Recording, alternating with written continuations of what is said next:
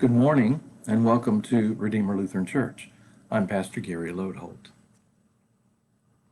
The other day I ran across the story of a man who had a great opportunity that he missed. His friend took him for a ride one day way out in the country. They drove off the main road and drove through groves of trees to a large, uninhabited expanse of a field of land. A few horses were grazing and a couple of old shacks remained. The friend, Walter, stopped the car, got out, and started to describe with great vividness the wonderful things he planned to build.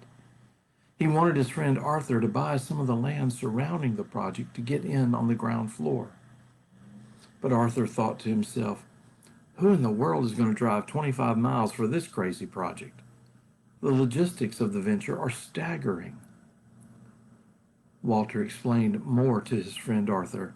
I can handle the main project myself, but it will take all my money. But the land bordering it, where we're standing now, will in just a couple of years be jammed with hotels and restaurants and convention halls to accommodate the people who will come to spend their entire vacation here at my park. He continued, I want you to have the first chance at this surrounding acreage because in the next 5 years it will increase in value several hundred times. What could I say? I knew he was wrong, Arthur told the story later. I knew that he had let this dream get the best of his common sense, so I mumbled something about a tight money situation and promised that I would look into the whole thing a little later on. Later on will be too late, Walter cautioned Arthur as they walked back to the car. You'd better move on it right now. And so Art Linkletter turned down the opportunity to buy up all the land that surrounded what was to become Disneyland. His friend Walt Disney tried to talk him into it, but Art thought he was crazy. As we continue to explore the 7 deadly sins, today we're going to talk about sloth. And I think that story of missed opportunity is a good place to start. You see, a lot of times when we think of sloth, we associate the word with laziness. But in truth, that's a pretty poor definition. Rather, sloth is more closely tied to words like inaction or apathy.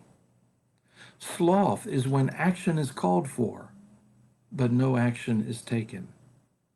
Sloth is when a response is needed, but met with a shrug of the shoulders. Maybe you've seen a sloth. Sloths are a type of animal, and their name is perfect. You can go to the zoo in the morning and sit in front of one all day, and all day it will do absolutely nothing. It will just hang contentedly there in the tree, upside down, and I'm told that they will do that for up to 3 days before they muster the initiative to move. Now, there are times in our lives that doing nothing but hanging in a tree for 3 days might sound pretty good. We're all so busy and frazzled in our hectic lives. So what's the problem, we might ask? None of us has the luxury to do nothing, we say. And why is this one of the 7 deadly sins anyway? Well, you see, the problem goes back to the definition of sloth. It's not just laziness. It's missed opportunity. It's apathy.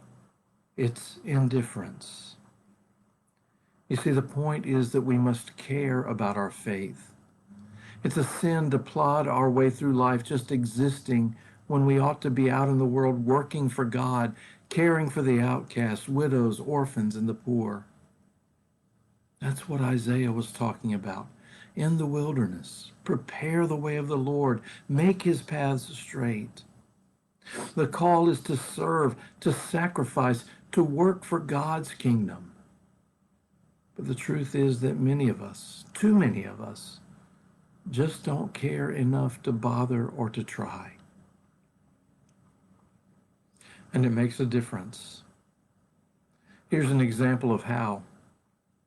One of the great disasters of history took place in 1271. In 1271, Niccolo and Matteo Polo, the father and uncle of Marco, were visiting the Kublai Khan. Kublai Khan at that time was a world ruler, for he ruled all of China, all India, and all of the East. He was attracted to the story of Christianity, as Niccolo and Matteo told it to him. And he said to them, "You shall go to your high priest and tell him on my behalf to send me 100 men skilled in your religion, and I shall be baptized. And when I am baptized, all my barons and great men will be baptized, and their subjects will receive baptism too. And so there will be more Christians here than there are in your parts." But nothing was done about it for about 30 years. And then only 2 or 3 missionaries were sent. It was too few and too late. It baffles the imagination to think what a difference to the world it would have made if in the 13th century China and India and all the East had become Christian. The world would have been changed, but nothing was done. An action was called for, but no action was taken. A response was needed, but it was met with a shrug of the shoulders. Sloth. Our call is to give ourselves to the work of Christ. Our call is to see the opportunities God provides and to take action, to respond with all we are. Thanks for watching, and remember to let this day belong to God.